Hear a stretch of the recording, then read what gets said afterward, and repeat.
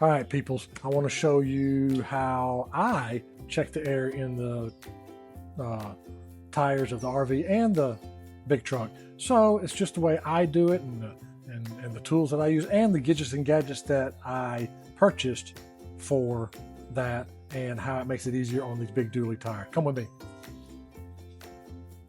We'll do the hardest first. And this is a F-450 dually. This is a Ford F-450 dually. So let me take that from you for a second, and I will get down here and show you what I'm talking about. That's a curved, if you can tell, that's a curved valve stem.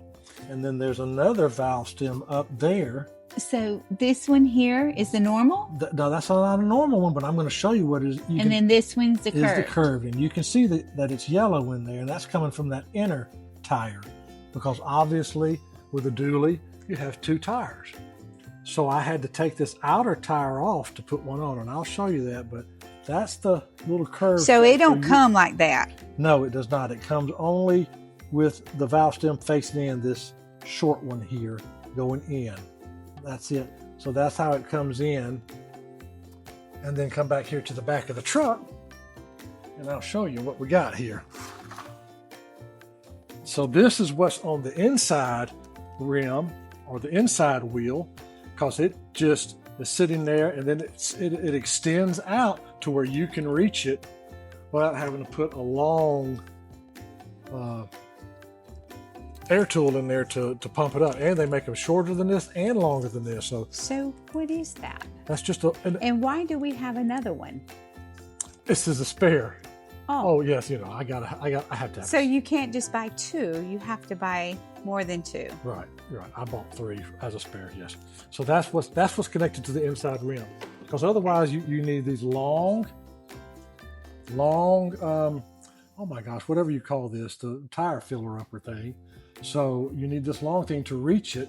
That's a tire connector thing. That's like what you put the little air in the tires. Yes, I just told you the proper. From the end of a air compressor air hose. If you have one at your house or at a gas station or whatever, I carry this with me in the truck. Okay.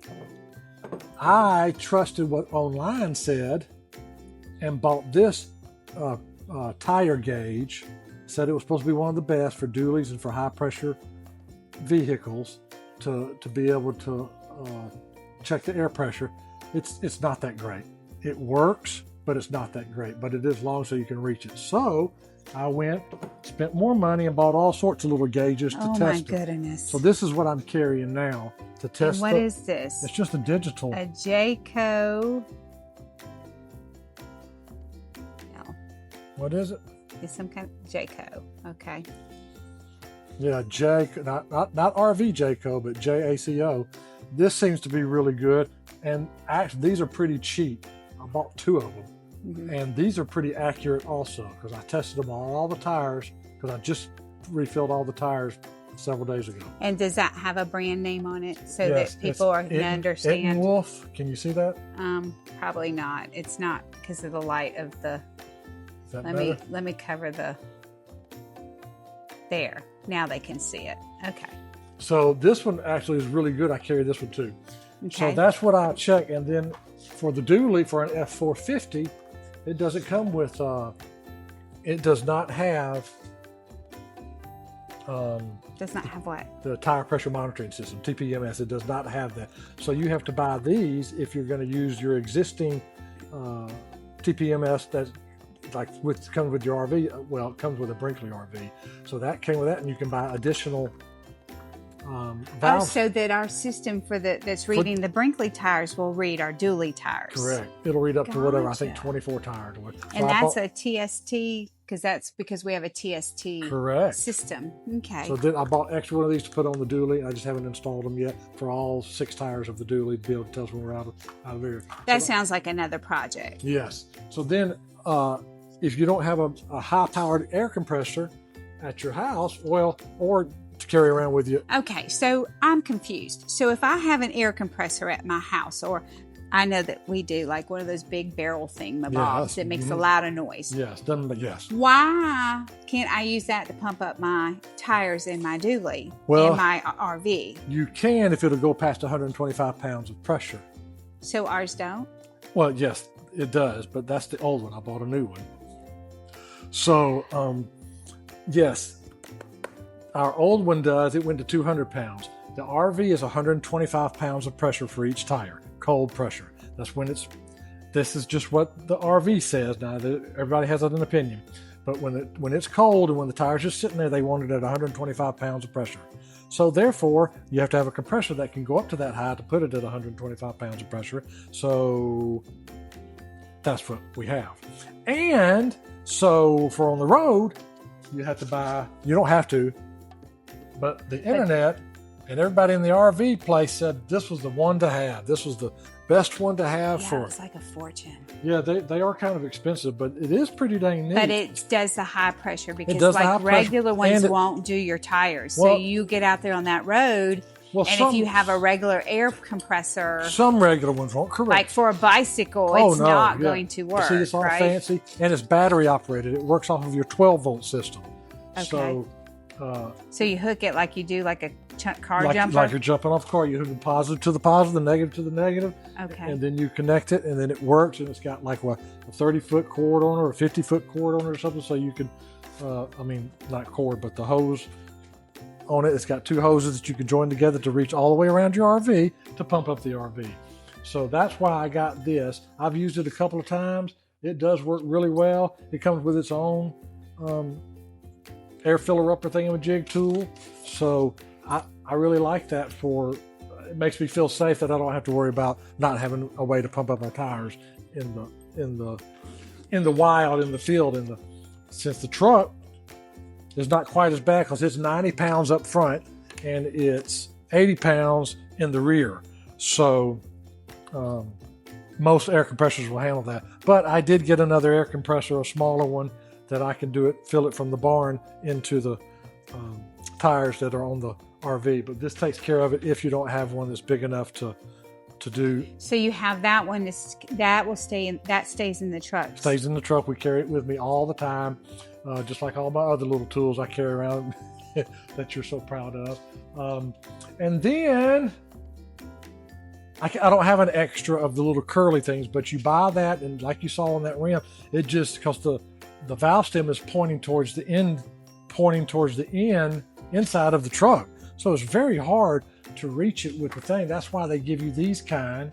Because it has a backwards. It has that back one where you go in there and pull it to put air in it. Okay. Well, that's kind of a pain, especially if you're on the side of the road or if it's at night or something like that, or you don't have knee pads to jump down there on the ground or you're off the side of the interstate.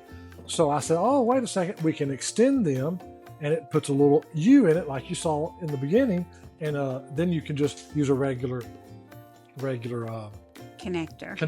Now I do wish in the dually, this is I think a 7-inch. I wish I could have gotten a I don't remember for sure what size this is, but it might be 6 or 7 inches. So if I could have gotten another inch so it would stick out just a little bit further on the dually to go through that other rim, you do have to take that. I think I already said that. You do have to take the tire off. Well, you don't want it to go through the rim because the rim spins. No. The rims are stuck together. They spin at the exact same time. Oh, okay. The dually on the back.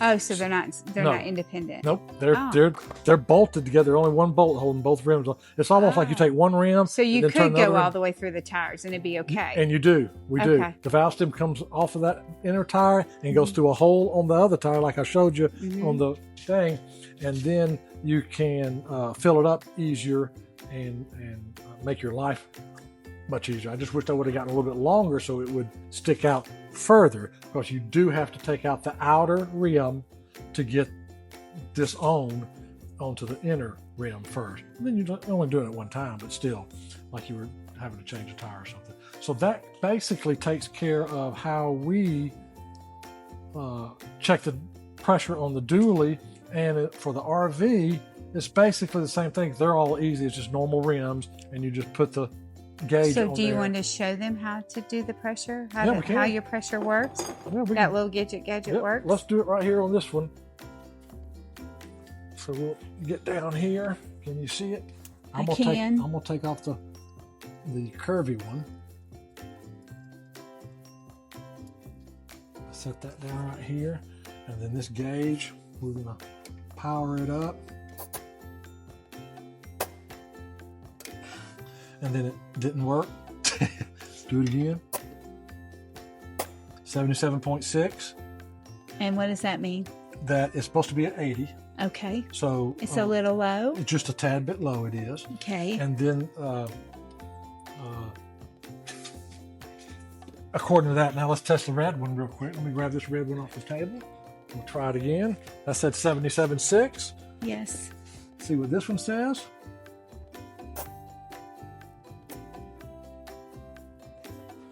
Oh my goodness, where did it go? I think I gotta turn it on. Hold on. Oh, it has a little flashlight. That's it cute. It does. 77.8. So they're pretty dang close. Yes. So, and the fancy, expensive one that I bought that was not digital is this one, because this is what the internet said to get. The analog one. Yeah, the old school. Mm-hmm. And it says 72.46, so it's 76.